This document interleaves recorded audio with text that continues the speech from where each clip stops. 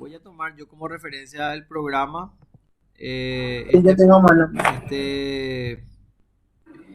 Este, bueno, esta unidad tiene 8 puntos y acá vamos a hablar sobre los modos de adquirir la propiedad, ¿verdad? Pero antes de arrancar con eso, yo sé que ya lo sabes, pero quiero también mencionar, ¿verdad?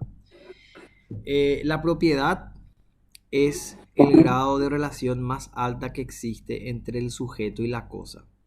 Es La la, vaca y no soso, para que yo pueda escuchar después. Sí, ahora estoy grabando, ahora estoy grabando. Unidad 17. Eh, cuando 17 o 16 vamos a ver. 16, 16. Vamos a tratar de hacer 16 y 17. Vamos a hacer el Modo esfuerzo. de adquirir la propiedad. Sí. Ya. Cuando nosotros hablamos de propiedad, de derecho de propiedad, estamos hablando siempre de ese primer grado de relación, ¿verdad? Que está protegido por la norma, ¿verdad? Ah, Porque si recordás en la unidad anterior, vimos posesión, sí. en donde la posesión está situada, o podemos situarla en un segundo grado, ¿verdad? De relación entre el sujeto y la cosa. Y en el Ujú. tercer grado estaba la tenencia, ¿verdad? Que es una mera tenencia, una mera disposición transitoria de una cosa, ¿verdad? Sí. Siempre hablando en términos de relación, de yo, que soy el sujeto, con una cosa, puede ser un bien mueble o un bien inmueble, ¿verdad? Bueno. Una cosa en general, ¿verdad? Ahora, cuando hablamos de los modos originarios de adquirir la propiedad, estamos hablando de las formas o de las primeras formas de las cuales se configuraba esa, esa relación jurídica o esa protección jurídica que le daba la norma o la ley romana al sujeto respecto del objeto que estaba poseyendo, ¿verdad? Tenés que acordarte que la posesión es el camino que generalmente se transitaba para llegar a la categoría de propietario, ¿verdad? En la Sí. unidad anterior se vieron esas formas en las cuales era necesario tener el corpus y después el animus de poseer y a partir de ahí plantear ciertas acciones como la usucapión, por ejemplo, ¿verdad? Para llegar a la categoría de propietario. Y ahora vamos a ver que los modos de adquirir la propiedad, dice, son los hechos jurídicos a los que la ley atribuye la eficiencia de determinar la adquisición de aquel derecho por algún sujeto. Y acá hay que hacer hay que hacer un ejemplo gráfico. La cosa o a la cosa de la cual vos sos propietario, imagínate una cosa. Al lado de esa cosa está el intangible, que es la ley, que es esa protección que son los derechos sobre la cosa. O sea, cuando vos adquirís una cosa, la otra persona, cuando te la está transfiriendo, te transfiere la cosa y en paralelo, como un intangible, los derechos sobre esa cosa. Esa era la figura que utilizaba Roma, por eso es tan importante las formas o los modos de adquirir propiedad. Porque no solo es adquirir el tangible, el bien, el patrimonio, también es constituir de manera legítima el derecho que va a asistir a ese futuro propietario y para que esa transacción sea lícita, ¿verdad? Por eso hablamos de modos originarios, ¿verdad? Eran las formas originarias en las que se transmitía o en las que se adquiría una propiedad. Y a estas le suceden los modos derivados, ¿verdad? Ajá. Dice, los originarios adquieren la propiedad de un objeto que no pertenece a nadie. Y hay ciertos, porque ¿qué es lo que hacía Roma? ¿Verdad? Ellos trataban de clasificar todos los hechos, o sea, todas las circunstancias posibles de adquisición de propiedad sobre cosas muebles e inmuebles. Y a cada una de ellas les daba un nombre, ¿verdad? A cada tipo de adquisición les daba un nombre, ¿verdad? Y esos son los modos Ajá. originarios, en las que esa persona adquiría una propiedad que no le pertenecía a nadie. A estos modos originarios le suceden los modos derivados, ¿verdad? Cuando vos ya adquirís un bien, pero que pertenecía a un propietario anterior, ¿verdad? Entonces, estas son las dos formas de adquirir propiedad. Entonces, Originarios y derivados. sí, los originarios cuando adquirís un bien que no le pertenece a nadie. Ok. Y los derivados, cuando adquirís un bien o cuando recibís esa transmisión de derechos junto con el objeto que estás adquiriendo, pero de alguien anterior. Entonces, estos son los dos modos de adquirir propiedad. Y acá vamos a ver, vamos a enfocarnos ahora a los originarios, ¿verdad? Y son 6. La ocupación, el hallazgo, la accesión, la especificación, la confusión y la adquisición originaria de frutos. Estos son los modos originarios de adquirir el dominio o ese señorío jurídico sobre una cosa, ¿verdad? El señorío jurídico, cuando hablamos de señorío jurídico, siempre hablamos de derecho de propiedad, ¿verdad? Cuando hablamos de señorío de hecho, siempre estamos hablando de posesión.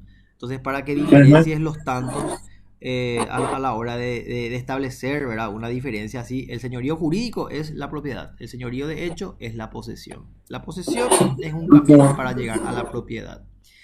Formas originarias de adquirir esa propiedad que no le pertenecía a nadie es la primera, es la ocupación. Cuando hablamos nosotros de ocupación, ¿a qué nos referimos cuando decimos ocupación? Al acto de tomar posesión de una cosa sin dueño, sin dueño. Ese es el condimento, esa es la característica de este tipo de este modo originario. No tiene dueño anterior. Con una intención. A la intención nosotros le decimos animus, ¿verdad? Tenías la intención de ser propietario de ella. ¿Y cuáles son los requisitos? Tener la capacidad, porque tenías que tener el derecho, ¿verdad? Y el animus, o sea, la intención. O sea, tenías que ser un ciudadano y tenías que tener la intención de adquirir. Ánimo, entonces, es intención, ¿verdad? Sí, el ánimo es la intención de querer hacerse propietario de esa cosa. Ok. En la unidad anterior, por ejemplo, para usucapir, el poseedor tenía que tener el ánimo de usucapir, tenía que plantear la acción para poder usucapir, tenía que permanecer en la tierra una X cantidad de años, ¿verdad? Eso es lo que consolidaba ese ánimo de realmente querer ser propietario, ¿verdad? Bueno, entonces cuando hablamos de los requisitos de la ocupación, hablamos de la capacidad y el ánimo, o sea, la intención. El objeto susceptible de ocupación, o sea, la cosa. Esa cosa que dijimos no tenía que pertenecerle a nadie, no tenía que tener un propietario anterior. Por eso hablamos de res nullius o de res derelictae. Cuando hablamos de res nullius hablamos de esa cosa que no tiene un dueño anterior. ¿Sí? Res es cosa, ¿verdad? Y acá para desarrollarte así un poquito más, para diferenciar, ¿verdad?, de res nullius de res derelictae. Te leo esta parte. Hay que distinguir aquellas cosas que no han pertenecido a nadie, como los animales salvajes. Acuérdate del contexto un poco histórico. Esta gente pues se dedicaba a la agricultura y a cazar animales para comer, ¿verdad? Entonces, los animales de la selva, los peces, ¿verdad?, que viven en los mares, eso pues no le pertenece a nadie, ¿verdad? No hay un dueño de eso, ¿verdad?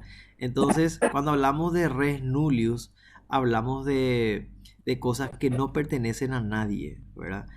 Como con los ejemplos que te di. Para que una cosa se convierta en res delictae, es preciso que el propietario la deje con la intención de que su derecho se extinga. O sea, la diferencia entre res nullius y res delictae es que el dueño anterior abandonó esa cosa. Por tanto, una cosa perdida o las que se arrojan al mar por salvar la nave no son propiamente cosas abandonadas, siendo imposible su adquisición por este medio legal, dice.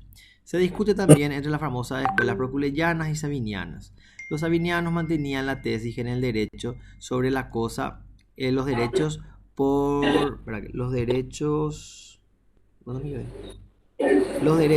sobre la cosa se extinguen para el dueño desde el instante del abandono. Eso decían los sabinianos, ¿verdad? Y los proculeyanos, por el contrario, distinguían dos momentos: el acto de abandono y el acto de adquisición por parte de un tercero. El criterio de los sabinianos fue admitido en la legislación de Justiniano. O sea que, cuando hablamos de una res nullius, hablamos de una cosa que nunca tuvo dueño. Y cuando hablamos de una res delictae, hablamos de una cosa que no tiene dueño fruto del abandono. O sea, el dueño anterior lo abandonó. Por Ujú. eso no tiene dueño, ¿verdad? Esa es la diferencia entre la res nullius y la res delictae para que tengas presente, ¿verdad? Ok. Entonces, para que sea una ocupación, tiene que ser una cosa que nunca tuvo dueño, o si tuvo dueño, el dueño anterior lo abandonó, ¿verdad? Ujú. Tenía Sí. que tener capacidad para poder ser propietario, la intención, y por último, tenías que tomar la posesión, ¿verdad? Porque la posesión es el camino, es la ruta legal para llegar a ser propietario. Entonces, Ujú. ser poseedor es esa relación entre el corpus, el animus, de tener esa cosa. Y ese es el camino que te lleva a través de la ocupación a adquirir esa propiedad, a tener la categoría de propietario, ¿verdad? Siempre hablando de la ocupación. Ok. Sí. Dice, acá hay casos, ¿verdad? En las que aplica este método que es el de la ocupación. Toma de posesión de una cosa que no pertenece a nadie. Hablamos de cuando nos referimos de cosas que no pertenecen a nadie, res nullius, que nunca luego tuvo un dueño, como los animales de la selva, por ejemplo, y la res delictae, que era esa cosa abandonada que no tiene dueño. Con lo cual se aceptó la doctrina de los sabinianos, que decían que al momento de que se abandona la cosa por el dueño anterior, esa cosa ya no pertenece a nadie. Ese es el criterio que fue aceptado por la escuela, por Justiniano, perdón, el criterio de la escuela sabiniana. ¿Cuáles son los casos en lo que aplica la ocupación para la legislación romana? La caza y la pesca, isla naciente en el mar, isla naciente en el río, cosas encontradas en el litoral marino, cosas de los enemigos, ¿verdad? Cuando hablamos de caza y pesca, vamos a ver si habla acá, no. Cuando habla de caza y pesca, es lo que te comentaba hace un ratito, ¿verdad? Los Sí, romanos, resumido. claro, ¿Verdad? se iban por decirte, ¿verdad? No, se iban al monte, ¿verdad? Pues se iban al bosque o se iban al río, al mar, y pescaban, ¿verdad? Esas cosas no le pertenecen a nadie, no tienen dueño. Entonces, esa eran parte de su posesión y posteriormente de su propiedad, ¿verdad? Porque ellos suponen que usaban para alimentación o para domesticación, ¿verdad? Le domesticaban, por decirte, a animales para que trabajen, por ejemplo, ¿verdad?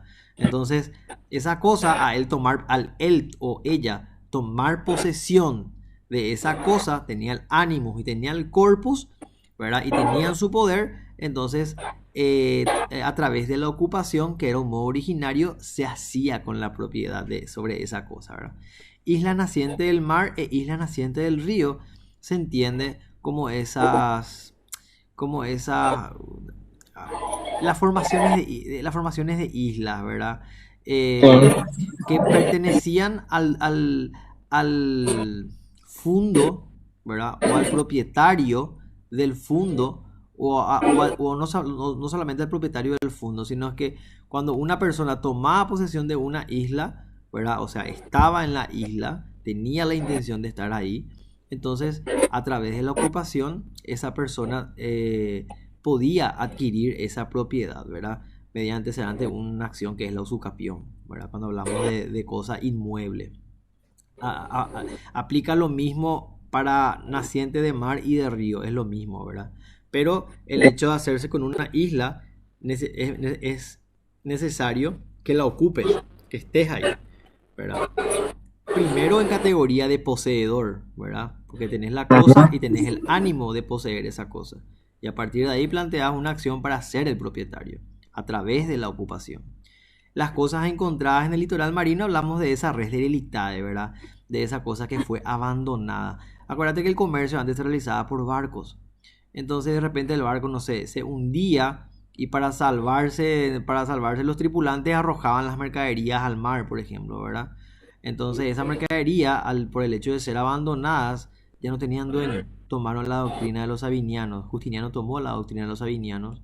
Entonces esa cosa que se encontraban en el litoral marino, o sea, ahí el litoral sería la frontera entre la tierra y el agua, ¿verdad? Más o menos esa línea costera. Lo que estaba ahí y no tenía dueño, a través de la ocupación, o sea, a través de poseerla, vos podías llegar a ser propietario de ella, ¿verdad?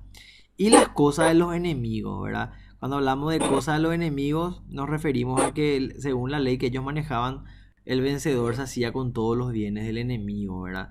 Y acá tenés que recordarte de los peculios, ¿verdad? Del peculio castrense, que justamente eran los bienes que se adquirían en guerra, ¿verdad? Que era administrado por los hijos, por ejemplo, era una especie de bien o de ingreso que tenían los hijos, que eran los soldados que se iban a la guerra, ¿verdad? Entonces el peculio castrense era también, por el acto mismo de tomar posesión de eso, era también una forma mediante la cual vos podías hacer o llegar a ser propietario de esa cosa que adquiriste fruto de que fuiste victorioso en una guerra, ¿verdad? Eso en cuanto a ocupación. Entonces, los casos en donde aplica la figura o la ocupación para pasar a ser un propietario es la caza, la pesca, la isla naciente de mar y de río, las cosas encontradas en el litoral marino y las cosas de los enemigos. Ahora vamos a hablar del hallazgo del tesoro. Es bastante similar a la ocupación, ¿verdad? Pero acá hay algunas diferencias. Hablamos de cosas solamente muebles o dinero, ¿verdad? Porque hablamos de hallazgos de un tesoro, ¿verdad? Esta cosa, cuando hablamos de un tesoro, hablamos de una cosa que no tiene dueño, de una res derelictae, ¿verdad? Que ya no tiene dueño porque fue, que dijimos, abandonada. Entonces, el tesoro es un bien mueble, es un bien transportable y puede ser también dinero. Y la característica principal para que sea tesoro es que tiene que estar escondida por un tiempo prolongado sin posibilidad de identificarse al dueño. Eso es lo que le hace hallazgo de tesoro, ¿verdad? La condición de que esto está escondida por mucho tiempo. Entonces la persona que encontraba y se hacía poseedora de esto podía llegar a ser propietaria, ¿verdad? A través de la figura del hallazgo del tesoro. Era un modo originario de adquirir la propiedad, ¿verdad? ¿Qué carista de dueño a qué se refería? ¿A qué se refiere? Y que no tiene dueño. ¿Viste? ¿Qué carista de dueño? Sí, vamos a poner el ejemplo de la plata, ¿verdad? ¿Viste? Por ejemplo, en la guerra de la Triple Alianza. Vamos a suponer que la norma romana aplica en Paraguay en la guerra de la Triple Alianza. ¿Qué es lo que hicieron las familias paraguayas? Agarraron y no sé, su oro, su plata, ¿verdad? Todo enterraron bajo tierra, ¿verdad? Y se fueron. Entonces, las personas que encontraron esa cosa, por el hecho de ser abandonada por alguien más y estar escondida por un prolongado tiempo, pasa a ser res nullius, ¿verdad? Cosa que tuvo un dueño anterior, pero que evidentemente el dueño anterior la abandonó. ¿Por qué? O sea, res delictae. Res delictae, perdón, Dios mío, me fui todito. Res delictae. Nunca tuvo dueño. O sea, perdón, la abandonó el dueño. Sí. No se puede encontrarle al dueño, no se puede identificar. Entonces, a esa cosa que fue abandonada es a la que le denominamos res delictae. Y la condición de escondida es lo que le hace tesoro. Y la diferencia con el otro es que tiene que ser dinero o mueble, a eso se refiere, ¿verdad? La diferencia es que la ocupación puede ser sobre un bien mueble o un bien inmueble. La ocupación, sí, y acá es solamente mueble o dinero. Exacto. Y la condición de que tiene que ser una cosa escondida por un tiempo prolongado sin capacidad o sin posibilidad de identificarse al dueño, ¿verdad? Un tesoro. Tiene exactamente la misma característica de un tesoro del cual nosotros conocemos hoy, ¿verdad? Entonces, un buen ejemplo. Esa es la plata para entendernos, ¿verdad? Y la accesión. No, pero un buen ejemplo. Sí. Y la accesión, ¿verdad? La accesión, y acá vamos a tener, pues, la accesión es bastante amplia, ¿verdad? Es fácil, pero es amplia. Cuando hablamos de una cosa ajena o de nadie que se une por fuerza de la naturaleza o artificialmente a otra pasando así a formar parte de esta. Y te voy a dar un ejemplo. La accesión, cuando se dice accesión, inmediatamente tenés que remitirte a ese acto de que a una cosa principal se le añade una cosa accesoria, ¿verdad? Acordate, por ejemplo, de el cuaderno y lo que se escribe en el cuaderno. Acordate de la tela y del tinte con el que se tiñe la tela o del hilo con el que se cose esa tela. Acordate del terreno, ¿verdad? Que está en la franja de un río y que ¿cómo es que se llamaba? No se llamaba abulsión, se llamaba, espérate, voy a decir cómo se llama, aluvión, por un aluvión se desprende tierra de otro terreno y pasa a formar parte del terreno del vecino, por ejemplo, ¿verdad?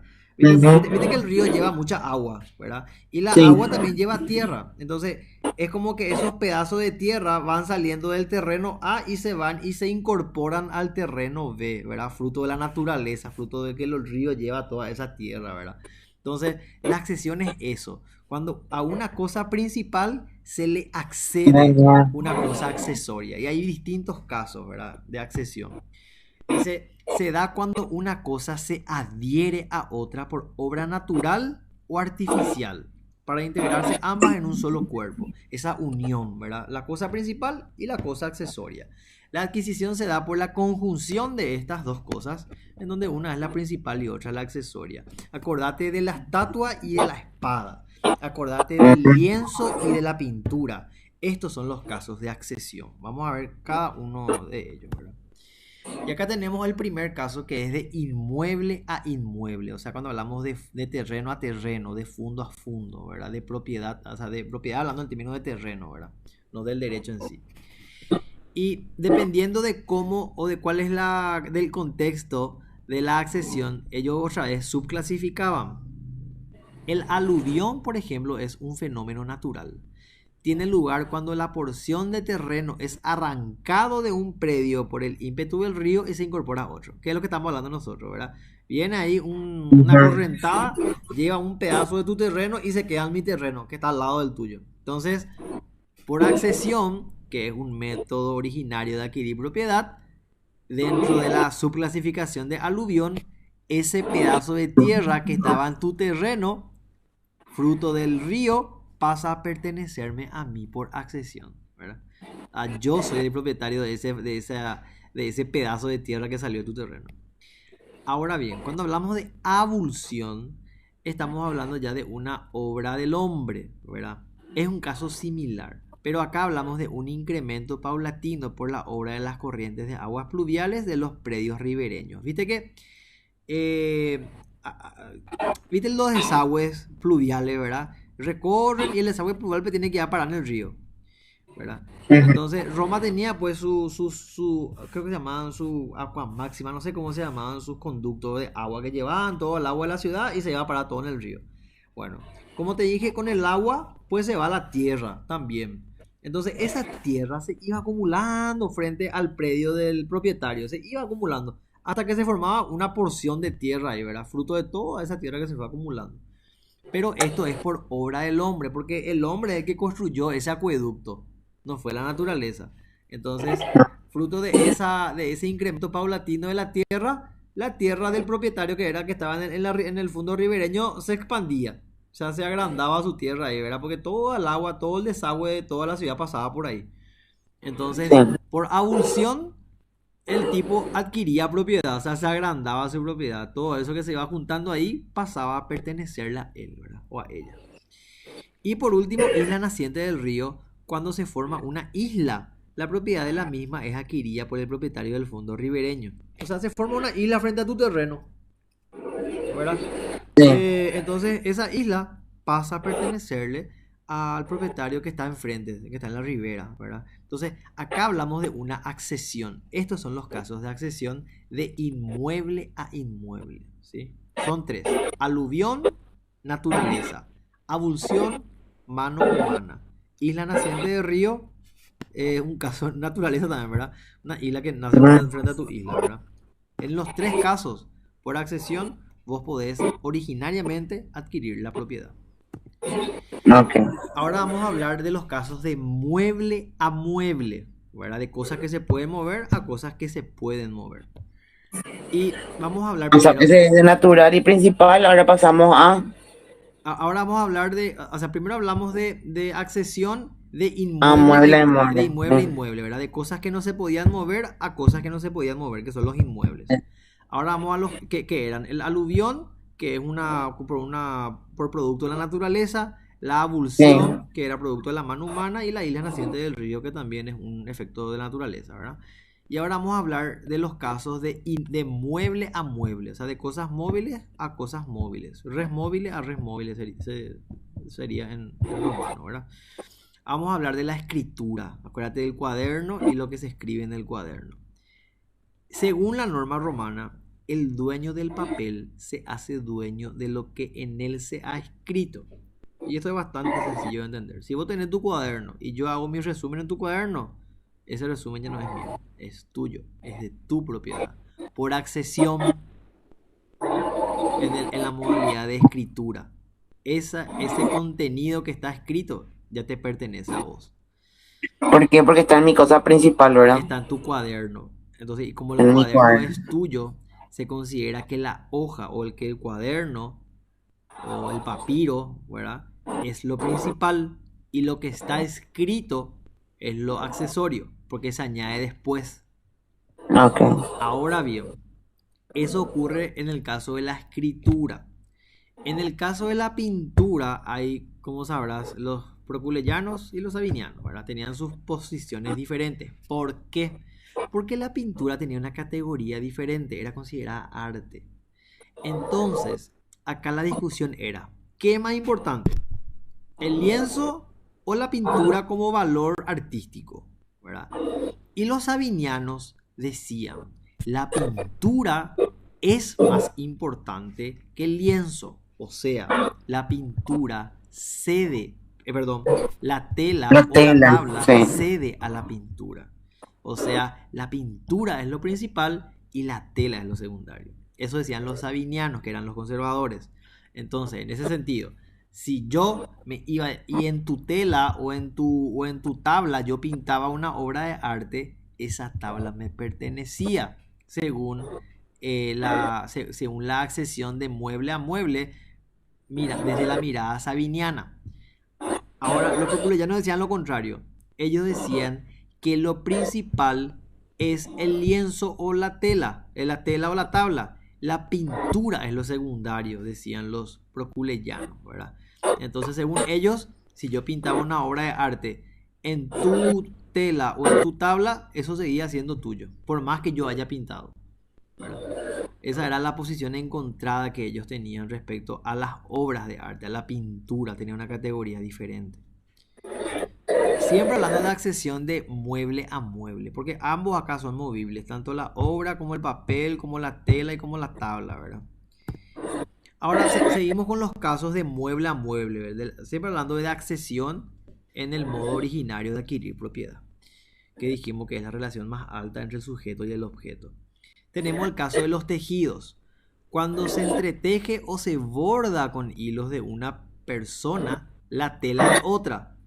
Cuando se tiñe con tintura a una persona, con tintura de una persona la tela de otra, todo cede a la tela. O sea, si yo me voy y coso tu remera o tiño tu remera, ahí le voy a aceptar a Joa.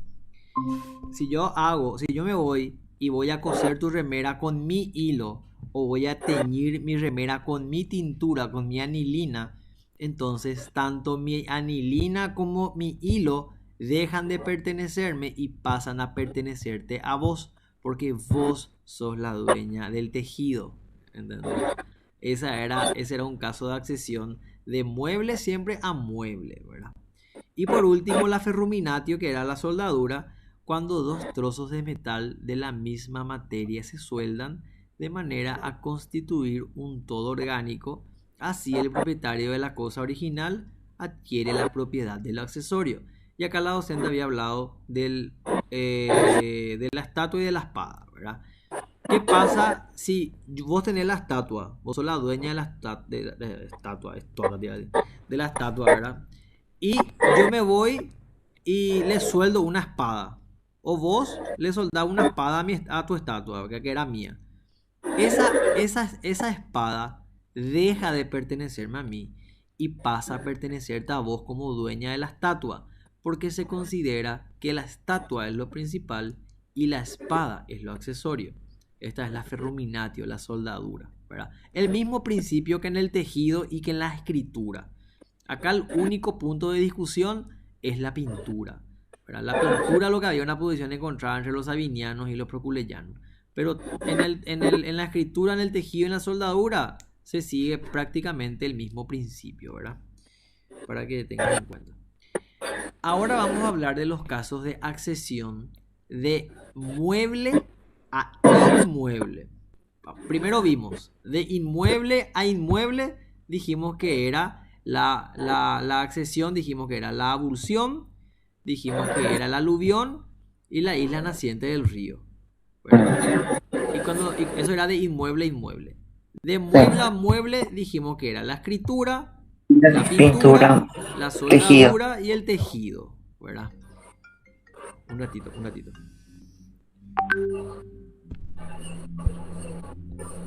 Hola.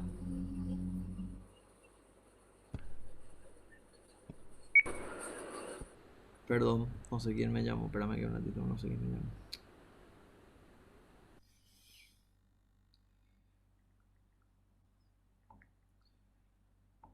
Bueno, sigo. Ok, ahora y vimos de mueble a mueble, vimos eso, ¿verdad?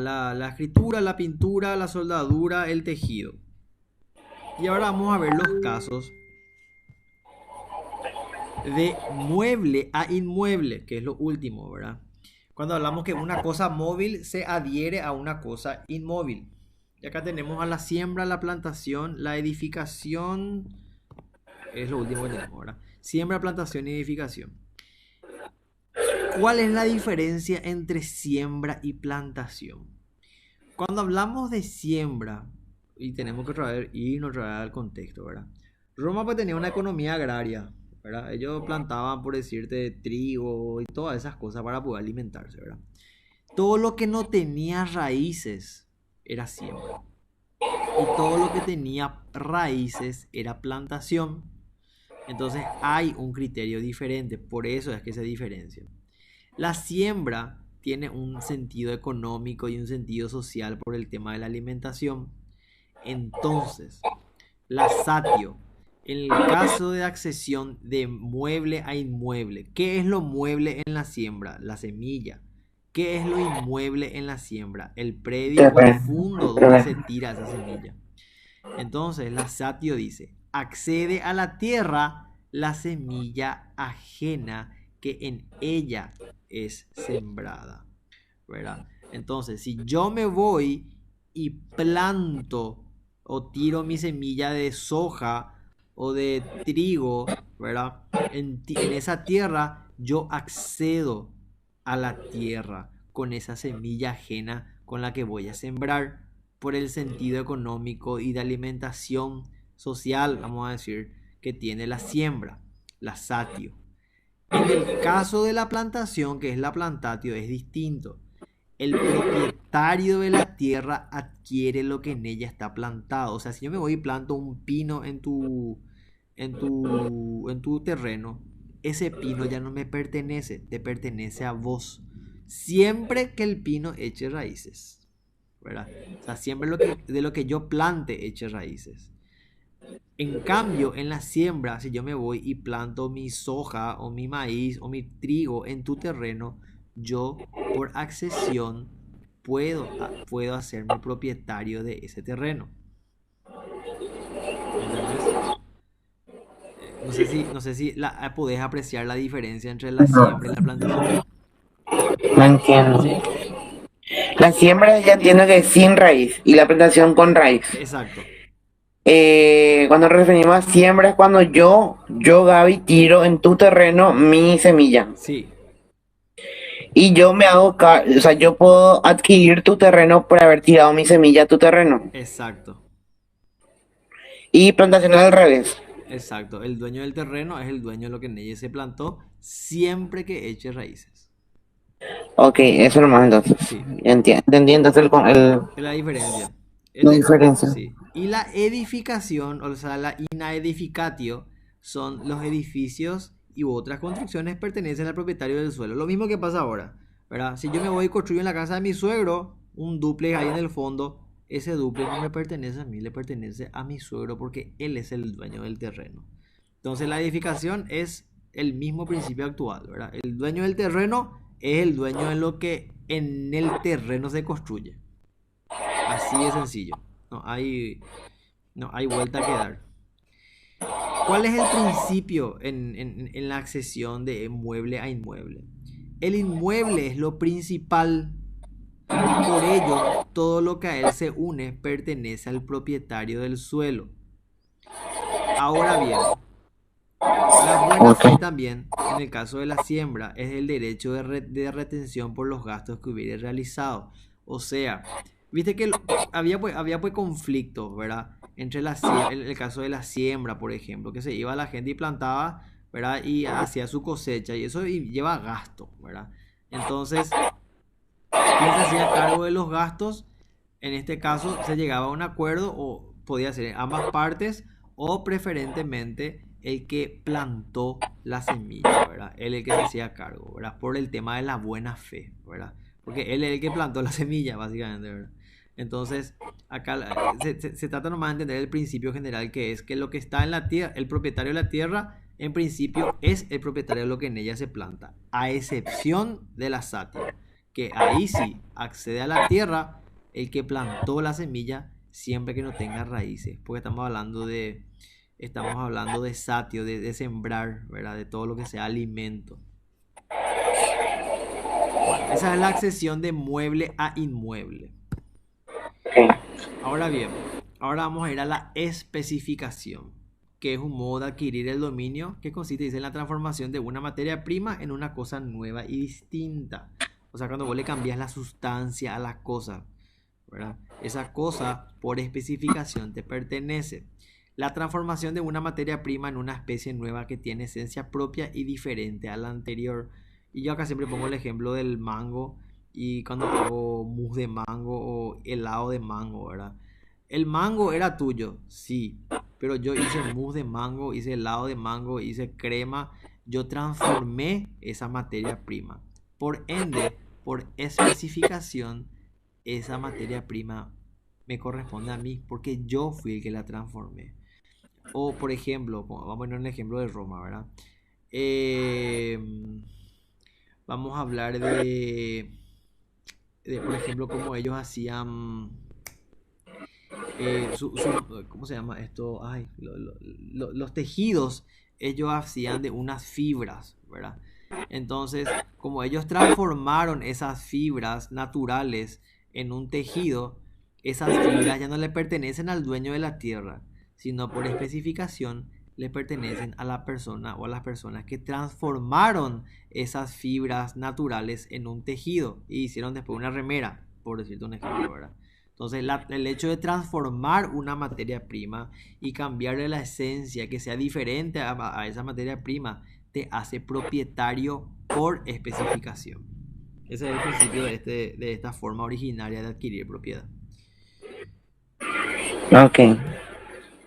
Y acá hay una controversia, nuevamente, entre los sabinianos y los proculeyanos, ¿verdad? Los sabinianos decían, la cosa nueva pertenece al dueño de la materia prima, puesto que de ella deriva el nuevo producto. O sea, vamos a traer el ejemplo del mango. Si vos eras la dueña del mango y yo hice mousse de mango de tu mango, los sabinianos decían, eso le pertenece a Gaby, porque Sí. Gaby era la dueña del mango. Más allá de que vos hayas hecho el mousse de mango, el mango era de ella. Sin mango no hay mousse de mango. Los proculeyanos decían que la propiedad pertenece al artífice de la obra nueva. O sea, los proculeyanos me defenderían a mí. Dirían, no, pero él transformó la materia prima. Él hizo el mousse de mango. Por lo tanto, eso le pertenece a Suazo. Ya no le pertenece a Gaby, que era la propietaria anterior del mango. Por el hecho de Sí. que Suazo transformó ese mango en mousse de mango. Entonces, acá es donde existe otra vez esa controversia en el punto de transformar, ¿verdad? ¿De quién lo que tiene de quién lo que es? ¿Del que el dueño de la materia prima o del que hizo la transformación? Y ahí tenemos las diferentes por la controversia entre ellos, ¿verdad? Y después, cuando hablamos de confusión o mezcla, dice, cuando se mezclan los cuerpos sólidos y líquidos de manera que no hay especificación ni accesión. Este también es un modo originario de adquirir propiedad. Estoy intentando... Sería otro modo ya, ¿verdad? Sí, este es otro modo. La especificación, la accesión, la ocupación y la confusión por mezcla Todos son modos originarios de adquirir propiedad, ¿verdad? Ok. La confusión o mezcla es eso, ¿verdad? Cuando hay una mezcla entre sólido y líquido, no se puede distinguir qué es lo que era, qué era tuyo, qué era mío, entonces por confusión o mezcla uno se hace propietario de esa cosa, ¿verdad? Eh, y ahora, de la última forma originaria de adquirir propiedad, hablamos de la adquisición originaria de los frutos. ¿Qué es el fruto? ¿Verdad? El fruto separado, dice, de la cosa fructífera. Y acá vamos a poner ejemplo, una planta de mango, ¿verdad? Mira que hablaron del mango. En la cosa fructífera es la planta de mango, porque es la cosa que da fruto.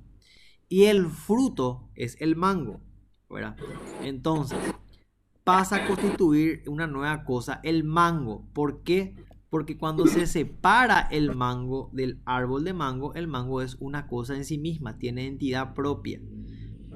Y esto es susceptible de propiedad. Quienes tienen el derecho real sobre la cosa fructífera tienen el derecho sobre los frutos de la misma. O sea que yo, por ser el dueño del árbol de mango, tengo derecho sobre los mangos que genere ese árbol. Más allá de que porque ese árbol, ese mango en algún momento va a salir, se va a desprender y se va a caer del árbol. Pero igual, como ese mango salió de mi árbol, entonces me pertenece por el principio de adquisición originaria de frutos, que es un modo originario de adquirir propiedad. ¿Entendés? Ok. Creo que esta parte es relativamente Sí, sencilla. Es largo, pero es sencillo. entiendo. Ahora vamos a la unidad 17. Vamos que podemos. Vamos a ver a los modos derivados. ¿Qué dijimos? Los modos originarios es cuando la Continúa cosa... nomás el 17, ¿verdad? ¿Eh? Continúa nomás el 17, el mismo